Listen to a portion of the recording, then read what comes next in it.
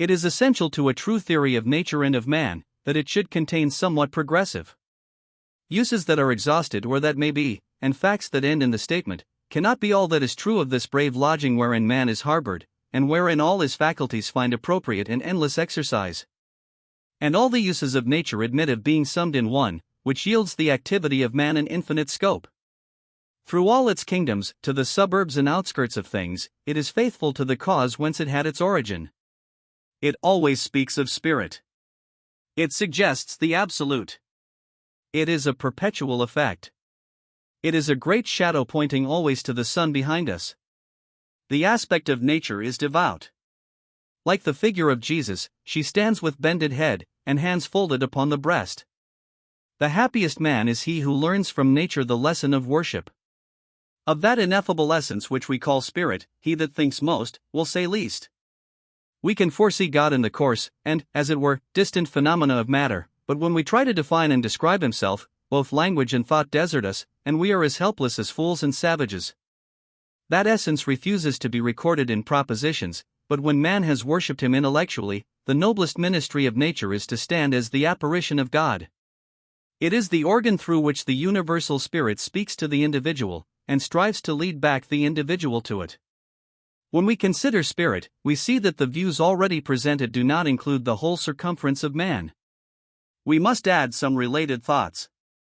3 problems are put by nature to the mind: what is matter? Whence is it? And where to? The first of these questions only, the ideal theory answers. Idealism saith, matter is a phenomenon, not a substance.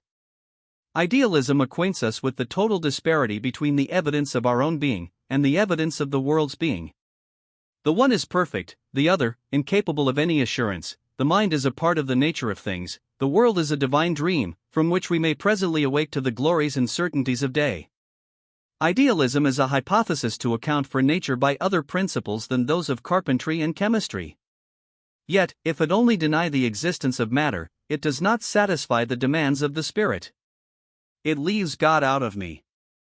It leaves me in the splendid labyrinth of my perceptions, to wander without end. Then the heart resists it, because it balks the affections in denying substantive being to men and women. Nature is so pervaded with human life, that there is something of humanity in all, and in every particular. But this theory makes nature foreign to me, and does not account for that consanguinity which we acknowledge to it. Let it stand, then, in the present state of our knowledge, merely as a useful introductory hypothesis, serving to apprise us of the eternal distinction between the soul and the world. But when, following the invisible steps of thought, we come to inquire, whence is matter? And where to? Many truths arise to us out of the recesses of consciousness. We learn that the highest is present to the soul of man, that the dread universal essence, which is not wisdom, or love, or beauty, or power, but all in one, and each entirely, is that for which all things exist, and that by which they are, that spirit creates, that behind nature, throughout nature, spirit is present, one and not compound. It does not act upon us from without, that is, in space and time, but spiritually, or through ourselves. Therefore, that spirit, that is, the Supreme Being, does not build up nature around us, but puts it forth through us, as the life of the tree puts forth new branches and leaves through the pores of the old. As a plant upon the earth, so a man rests upon the bosom of God. He is nourished by unfailing fountains, and draws, at his need, inexhaustible power. Who can set bounds to the possibilities of man?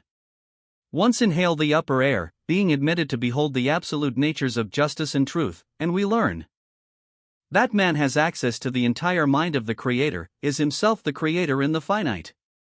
This view, which admonishes me where the sources of wisdom and power lie, and points to virtue as to the golden key which opes the palace of eternity, carries upon its face the highest certificate of truth, because it animates me to create my own world through the purification of my soul.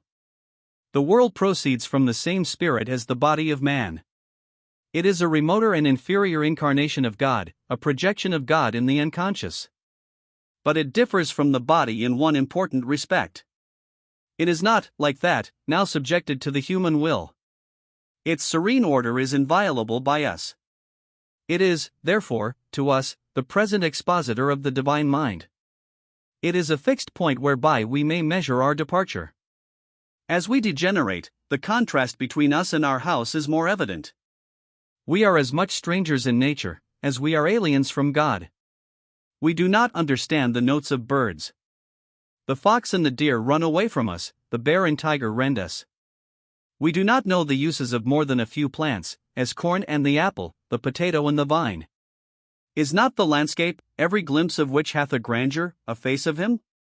Yet this may show us what discord is between man and nature, for you cannot freely admire a noble landscape if laborers are digging in the field hard by.